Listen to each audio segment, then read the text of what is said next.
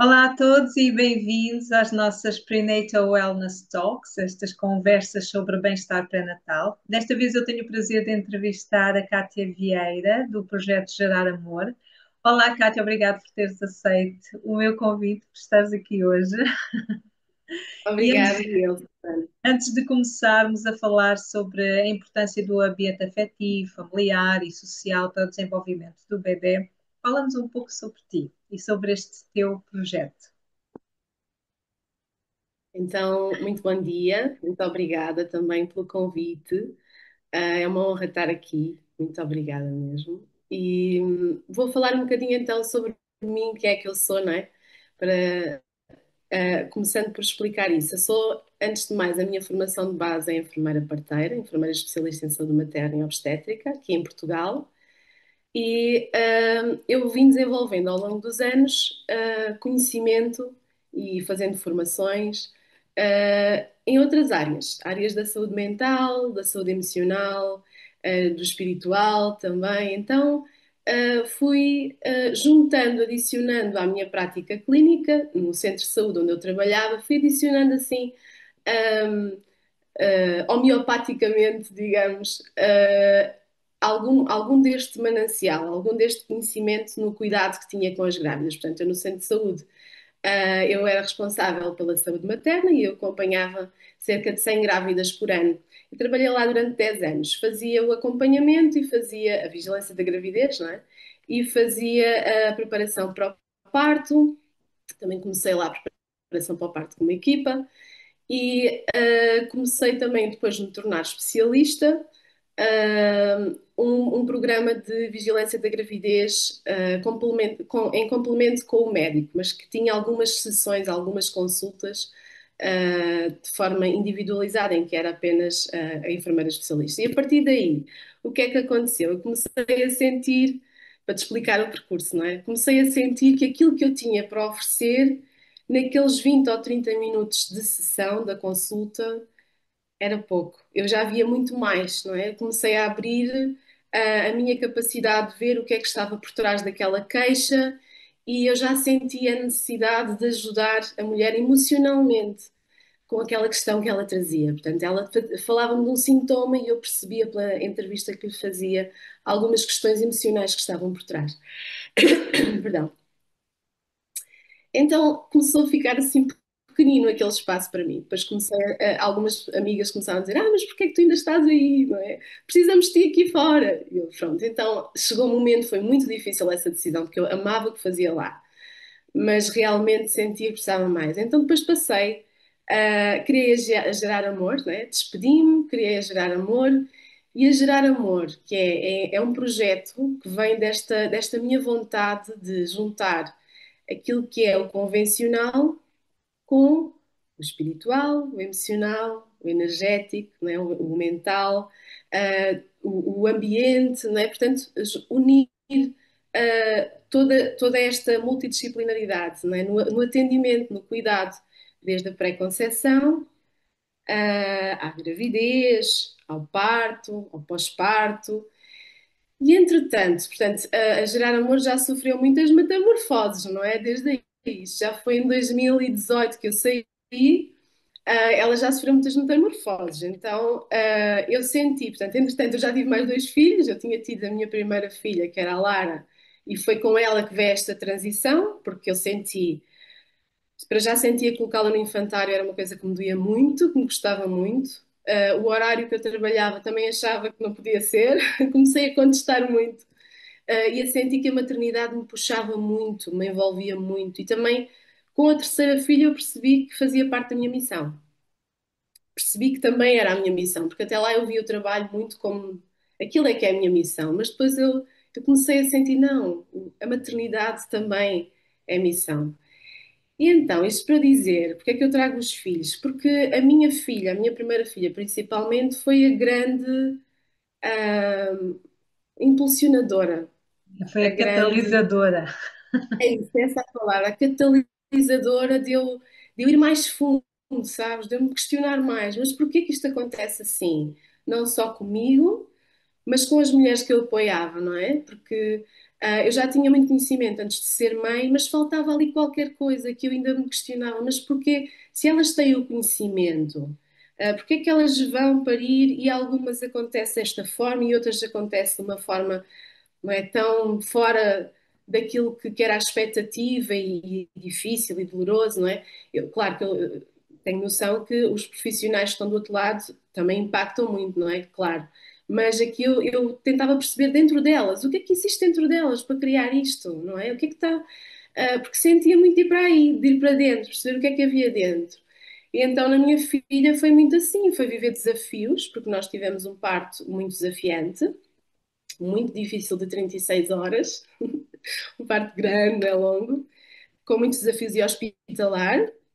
E então, deste questionamento e haver alguns sintomas nela, eu aprofundei mais. E houve sempre algo que me acompanhou ao longo destes anos com a Gerar Amor, não é?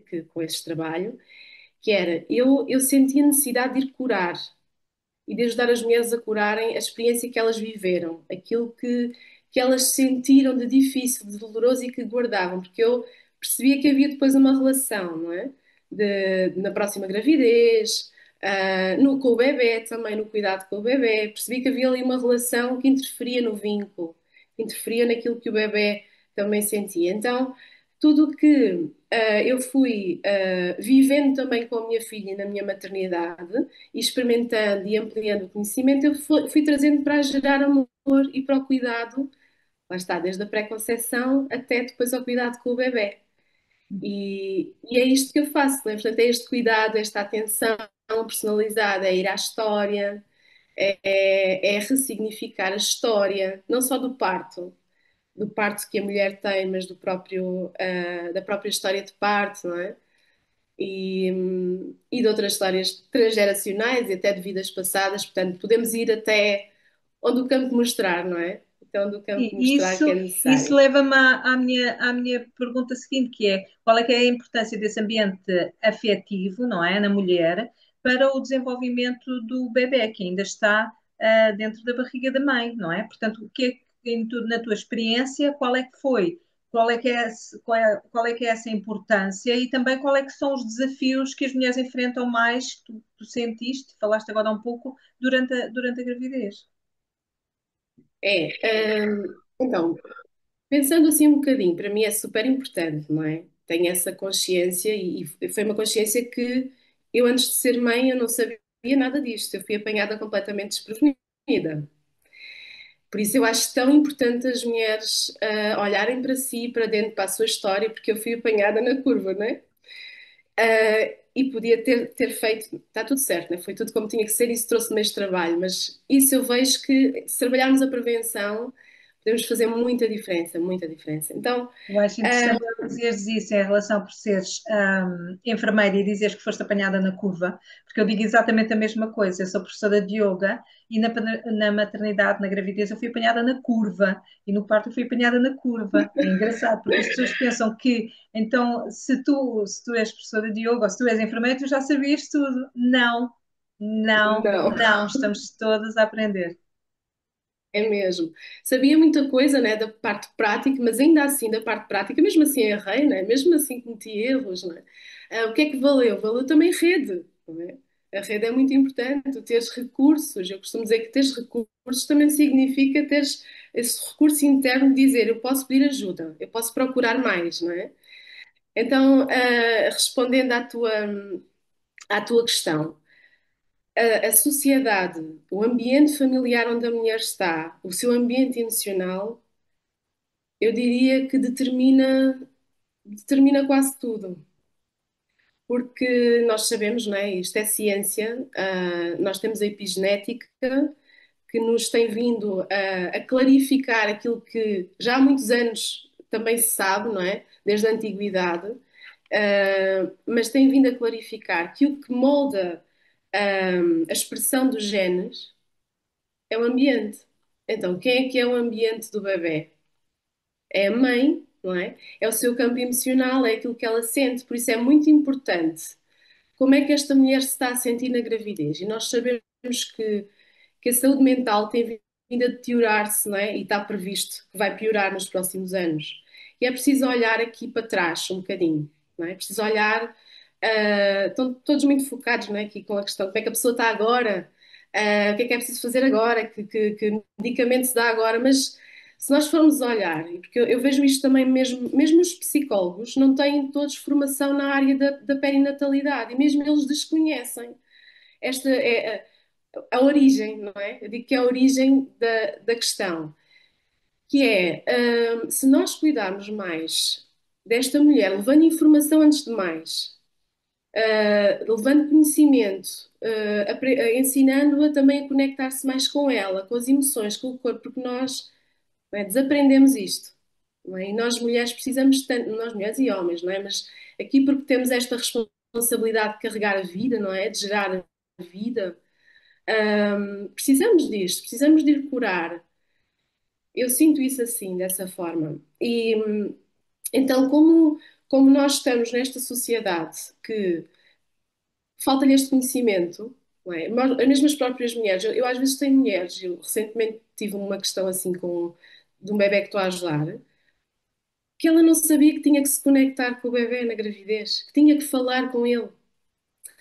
Isso para mim, neste momento onde estamos, neste ano atual, para mim já parece uma coisa tão, sabes, tão primitiva, não é? Mas afinal ainda existe muito isto, não é? Ainda existe muito a falta de consciência do que é que o bebê sente, o que é que o bebê percebe, o que é que o bebê capta e qual é que é a influência E que o bebê está completamente protegido, não é? Que nada daquilo que se passa cá fora pode influenciar o bebê, porque o bebê está num ambiente completamente diferente, está protegido pelo líquido amniótico, não é? Portanto, ainda há essa noção de que o bebê dentro da barriga da mãe não sofre o que a mãe sofre porque está protegido. verdade.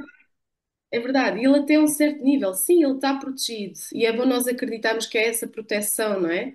Só que dentro do conceito de proteção falta aí qualquer coisa, não é? Porque nem elas acreditam mesmo que ele está completamente protegido, que isso seria ótimo, mas ao mesmo tempo também não percebem que há esta causa e efeito, não é? Daquilo que eu estou a sentir, ele sente que é como se fosse dele, não é? Ele recria memórias, ele vai haver uma seleção de genes por causa daquelas experiências, não é? E está tudo certo. Mas o que é que nós podemos fazer com isso, não é? Que acho que tem sido o maior desafio, né? Tu perguntavas para as mulheres. Eu acredito, daqui da minha experiência, da minha vivência também, que seja o lidar com o medo, o sentir-se realmente segura, sabes, na gravidez, o sentir, e depois isso tem várias ramificações, não é? Porque eu vejo muito se tem consciência, às vezes também aumenta o medo, não é? E se não tem consciência, às vezes também fica no medo, não é? Fica ali presa no medo e a achar que, ok, vamos na mesma assim e com medo e tudo. Então, a raiz de tudo para mim é consciência, é consciencializar, desde as escolas, sabes? Desde as escolas, de todas as escolas, desde a infância, consciencializar sobre o que é que o bebê sente, não é? A mãe, quando está grávida e tem outra criança, fazer não é? Ela faz esta educação já do que é que o bebê sente, com outra criança também. E é assim que eles vão também aprendendo e tomando consciência da consciência que está ali em desenvolvimento, não é? E do impacto disso. Então, acho que temos um trabalho muito importante e de grande dimensão. E quando fala de medo, o medo também não é só o medo ao nível daquela mãe em relação àquela gravidez, mas é também um medo que nos é imposto, às vezes pelas histórias familiares e outras vezes pela sociedade onde nós vivemos, não é? Que faz com que aquela mãe não se sinta segura, não é? Não se sinta segura nela própria e não se sinta segura durante a gravidez, porque tem que estar sempre num espectro de reação àquilo que pode estar a acontecer cá fora, não é? E por isso é tão importante esta informação, porque a sociedade também tem que saber que o que está a acontecer dentro do útero materno e o que está a acontecer naquela mãe está completamente interrelacionado e vai se projetar no desenvolvimento e na capacidade daquele bebê de amar, de sentir amado, de ter uma boa autoestima, mas também de se sentir conectado com o mundo lá fora. percepcionar se é um meio que é Exatamente. mais seguro ou se é um meio que é inseguro e que ele tem que se preparar para isso. Exatamente, é muito importante, como tu dizias, aquilo que vai ser sentido pela mulher. E muitas vezes ela fica completamente perdida, não é? Nas suas emoções, no que sente, quer seja a primeira gravidez, quer seja já recorrente, não é? Já seja uma multípara. Porque há muita história, não é? A gente sabe. Há muita história. Nós vemos do nascimento, esse nascimento teve determinadas características, não é? Que foram impactantes e que ficaram impressas no nosso subconsciente, no nosso inconsciente e no nosso corpo, não é? São memórias implícitas e somáticas que o bebê retém quando está no útero, portanto, aquilo que a mãe sente vai ficar impresso desta forma. Vai passar através da placenta também em forma de neurohormonas, não é? E vai ficar lá para a vida toda se não for desprogramado. Então, estas memórias que tu falas, até da ancestralidade, né? Como é que foi para a minha avó o parto? Como é que foi? Não havia tanto medo, talvez, era mais um medo da morte, porque era mais frequente nessa altura, não é? E das coisas que aconteciam por causa da morte, não é? Porque realmente morriam muitas crianças nessa altura, não é? Então, esse medo tem sido perpetuado. Nós agora estamos numa fase diferente, mas continuamos a perpetuar o medo. Não pela mesma razão, não é? A mortalidade tem vindo a melhorar, embora o último ano não reflita isso, mas ao longo dos anos, não é? Desde as últimas décadas do século, não é? Tem vindo a melhorar. Mas agora, o que é que nós temos? Temos medo também, mas de ir parir, porque tornou-se algo um bocado abstrato. Temos medo da maternidade, não é? Tornou-se um bocadinho abstrato, porque nós vínhamos de uma sociedade onde as mulheres estavam mais juntas umas com as outras, não é? E eu perguntei à minha avó a primeira vez antes de ser mãe, se ela tinha medo do parto. A minha avó tem 95 anos. Se ela tinha medo do parto na altura. Ela, não, achas, filha? Não, nunca pensava nisso sequer. Eu cheguei lá, abri as pernas e parei em casa. Nesse caso, ela foi assim. Porque não havia, não é? Não havia tanto esta cultura do medo, do assustar. As pessoas gostam muito de fazer isto às grávidas, vir contar histórias. E precisam de perceber isto, que isto tem um impacto muito grande na mulher grávida. Todas as histórias que lhe vêm contar, ela é capaz de ficar semanas ali, não é? E isso tem um impacto direto também no bebê.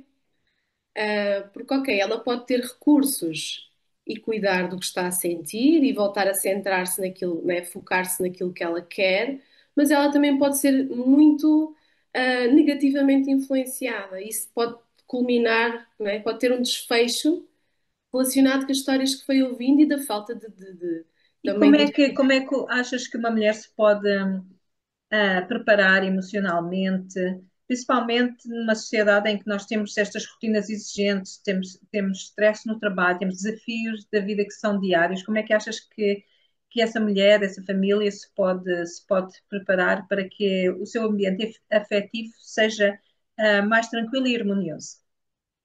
é desafiante, não é? A gente sabe, temos 3 filhos, é desafiante. Eu diria que, antes de mais, uma mulher, antes de engravidar, seria o ideal, não é? Ela fazer este caminho de se conhecer, de perceber a sua história, de ver realmente quais é que são as suas intenções ao engravidar, ver que recursos é que ela tem, né? Que quando estivesse grávida, como seria para este bebé poder estar mais tempo em casa com ela, não é?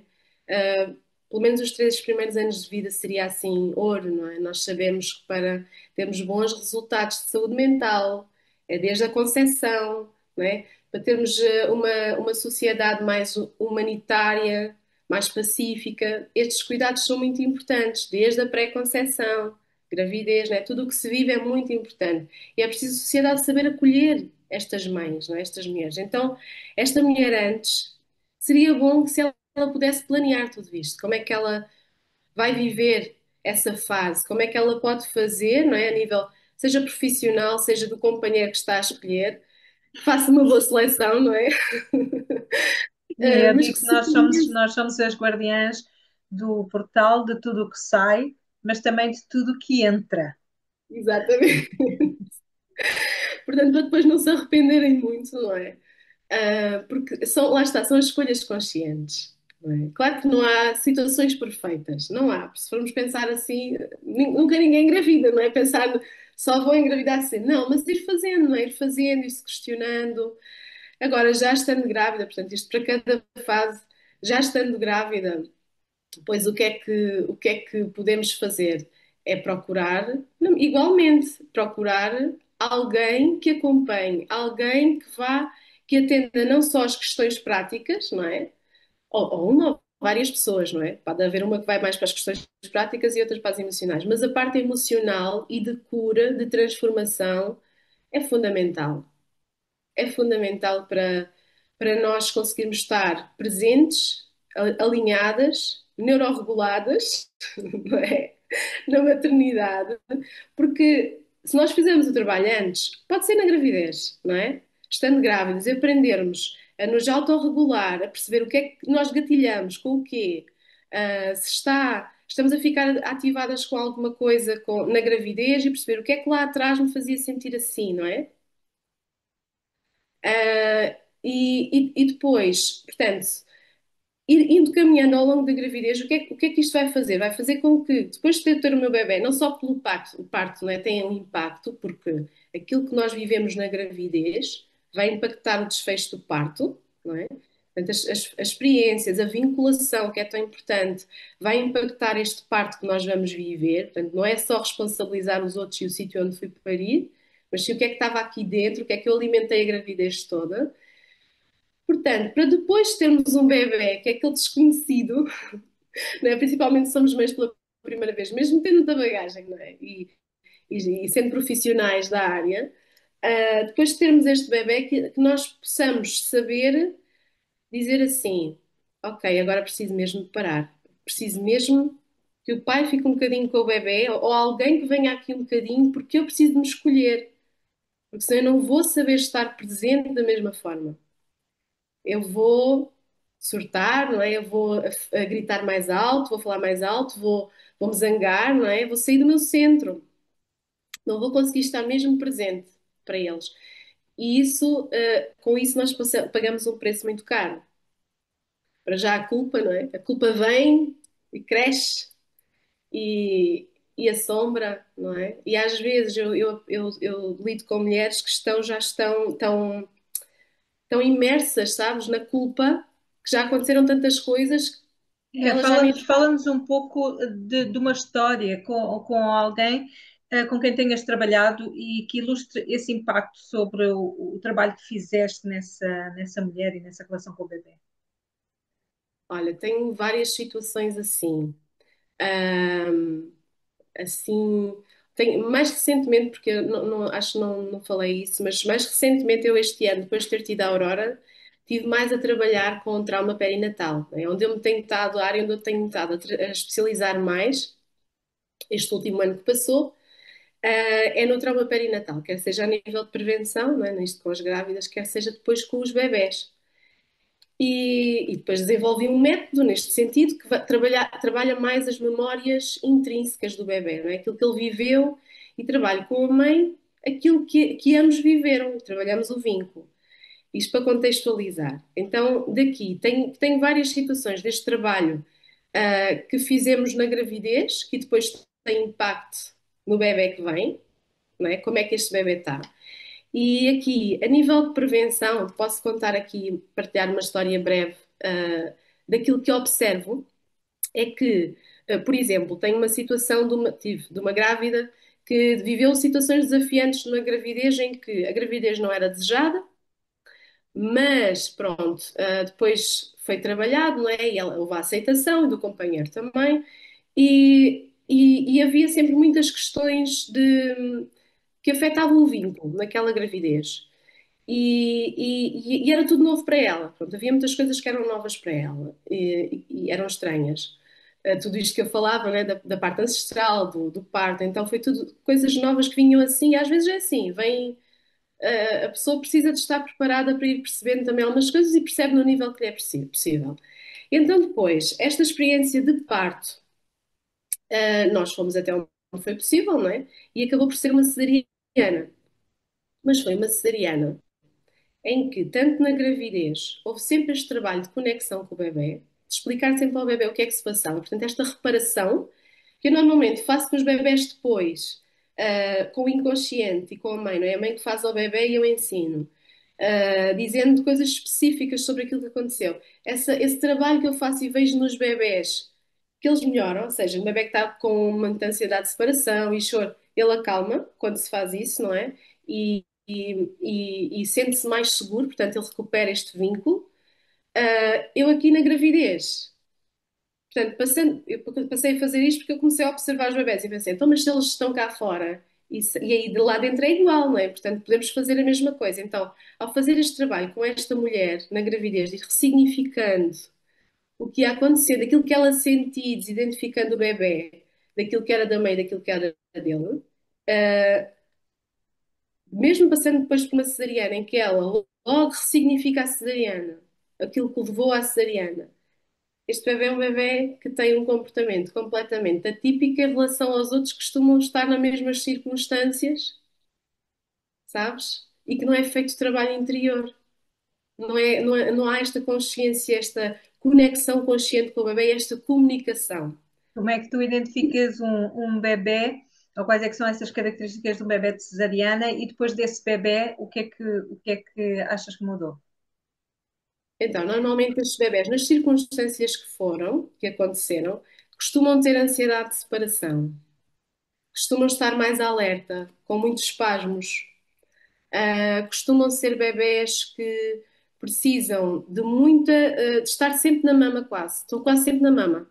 Elas falam de estar sempre na mama é assim que larga a mama, portanto, assim que perde a certeza da conexão, fica alerta, ele está alerta, não é? E desperta e quer logo voltar à mama, não é?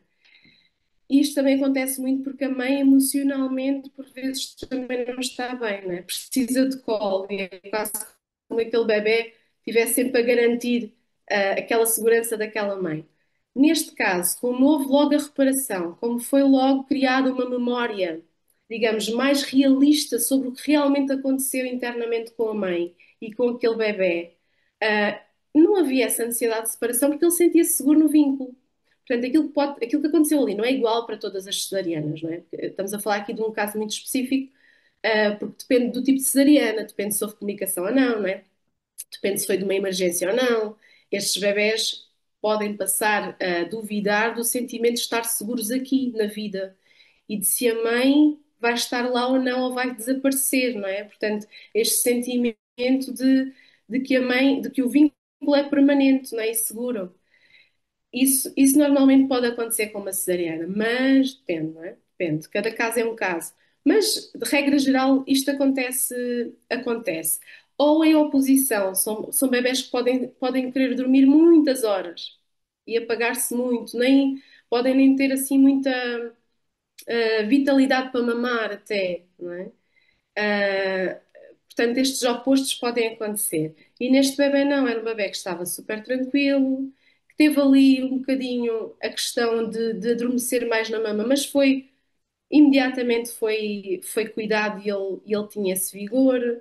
E não houve assim nada, um refluxo apenas, pronto, o refluxo houve um bocadinho, mas também houve muita coisa aqui na mãe que estava a ser processada, né, da aceitação da cesariana e tudo, então. Claro, não vamos ser perfeccionistas, mas ao longo do tempo, este bebê agora já tem um mês, ao longo do tempo, daquilo que foi todo o contexto, está incrível. É Não tem nada. extraordinária essa história que contaste. Eu quis falar um pouco mais porque a quantidade de cesarianas, a percentagem de cesarianas que neste momento se vive é bem maior do que aquilo que acontecia há umas décadas atrás, e por isso é que eu quis que tu explorasses também um bocadinho mais para saber que diferenças é que existem e como é importante que, mesmo acontecendo às vezes desfechos no parto que são inesperados, porque o parto não é algo que seja esperado, não é? Não é uma ciência exata, que uma mãe que está consciente pode perfeitamente reparar, pode perfeitamente estar a tempo. As crianças são super resilientes e são super adaptáveis. E quando temos a mãe consciente, a mãe pode ajudar o bebê e pode se ajudar. Pode se ajudar. E isso que tu estás a falar também aconteceu comigo com grávidas que também passaram por cesarianas, algumas que não era mesmo o desfecho que elas queriam, e às vezes parece que aquilo que mais lutamos para não acontecer é exatamente aquilo que depois vai acontecer, mas a importância que foi elas terem essa conexão com o bebê, e uma das coisas que falavam era mesmo isso, quando o bebê veio cá para fora, mesmo eu sabendo que não foi o desfecho que eu queria, eu senti-me completamente ligada àquele bebê e senti que o bebê estava completamente conectado comigo. Portanto, embora estejamos passado por esse momento, foi um momento que passámos juntos, não é? E nesse sentido, eu gostava de saber, pela tua experiência e pelo teu desejo também, quais é que seriam as mudanças que tu gostavas de ver ao nível cultural e também porque trabalhaste dentro do sistema, também ao nível institucional. Quais é que são as mudanças que tu gostarias mesmo ver feitas para que pudéssemos apoiar melhor as mulheres? Olha, acho que é começar, há muitas, não é? Mas tentando assim focar aqui numa ou duas, assim, aquelas que eu sinto mais com mais força, ah, é sem dúvida nós, tudo passa por consciência, não é? Mas nós começarmos a olhar para as mulheres grávidas de outra forma, para as vermos mesmo como a sensibilidade que elas são, não é? Como mulheres que precisam de ser apoiadas, ahm, que precisam de uma estrutura, não é? Não só no parto, mas no dia a dia, não é? De leis que as protejam mais para poderem estar mais tempo em casa com o bebê. Leis que protejam a gravidez, não é? Já temos algumas, mas precisamos de mais, não é? Precisamos de outras coisas que ajudem a mulher nessa fase a sentir que é especial, porque é, não é? A sentir que é especial e ela própria também tem que perceber que podes desfrutar disso, podes desfrutar dessa fase e podes desfrutar desses direitos, porque às vezes vejo mulheres, mesmo com os direitos que têm, só por poder passar à frente na fila, a quase nem quererem fazer isso, como, não é preciso, parece que há uma cultura que diz que a mulher tem que ser forte, não é? A mulher tem que ser forte, aguenta tudo, portanto, aguenta trabalhar enquanto cria filhos, enquanto está grávida, mas isto não protege. Não é? Esta cultura que vê, olha a mulher desta forma, não protege. A mulher não protege o bebê. E se nós queremos uma sociedade de futuro que é empática, não é? Que tem compaixão, que nós portanto, temos que o fazer na gravidez, não é? Temos que demonstrar a este bebê, quer seja nos nossos atos connosco mesma, quer seja às outras pessoas para com esta mãe, como é que se está em sociedade. E se temos atitudes assim, quer no trabalho, eu às vezes lido com mulheres com histórias super impactantes. Podia-te contar aqui outra que achei assim incrível, do impacto que tem na gravidez, uma situação de trabalho assim, que ela foi despedida e depois foi para tribunal com o, né, por causa desta situação do trabalho, uma injustiça grávida, e que acabou por entrar em trabalho de parto prematura. A bebé nasceu com 26 semanas, isto há 17 anos atrás. E nós agora estamos a tratar o medo que esta criança tem de se expor, de falar, de estar perante uma avaliação, que foi aquilo que ela viveu na gravidez, com a mãe no útero, o estar perante um juiz, não é? O ter que falar. E a gente, no trabalho que fez, ela já conseguiu estar perante uma avaliação sem entrar em pânico, que era o que acontecia antes. Ela não conseguia fazer, entrava em pânico, tinha um ataque de pânico. Até para vermos o impacto que isto tem, uma situação assim, não é? Portanto, por causa de um conflito com a entidade patronal. Portanto, nós temos de ter a consciência do que é que estamos a fazer, porque isto, para além de ser muito caro ao país também, não é? O internamento do prematuro, porque pode acontecer, e a gente sabe que cada vez mais temos prematuros, prematuridade a aumentar, não é? Portanto, é uma questão que toca a todos. Portanto, são aqui políticas que se calhar aqui compensava mais que esta mulher estivesse em casa, não é? Que esta mulher pudesse desfrutar da gravidez, porque é tão importante, e continuasse os primeiros 3 anos de vida. Eu às vezes vejo, e já E tenho assim não, assinado não petições tratamos aqui. apenas da mulher, estamos a tratar já das futuras gerações, não é? Da sociedade como um todo. Porque são as mulheres que vão parir os médicos, os enfermeiros, os políticos, os artistas, não é? São as mulheres que estão a parir as sociedades. Portanto, elas deviam estar no topo das nossas preocupações e da nossa atenção. É isso, devia estar no topo da agenda política, não é? O cuidado centrado realmente no que é que são as necessidades daquela mulher, daquele bebê, já a pensar no futuro.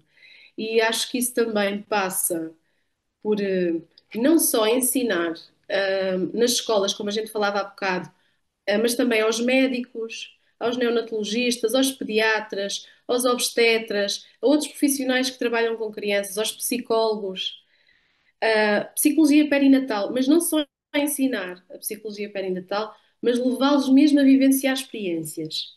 Porque nós temos nomes aqui, não é? Conhecidos da obstetrícia e não só, que o grande despertar deles foi porque viveram essas experiências, não é?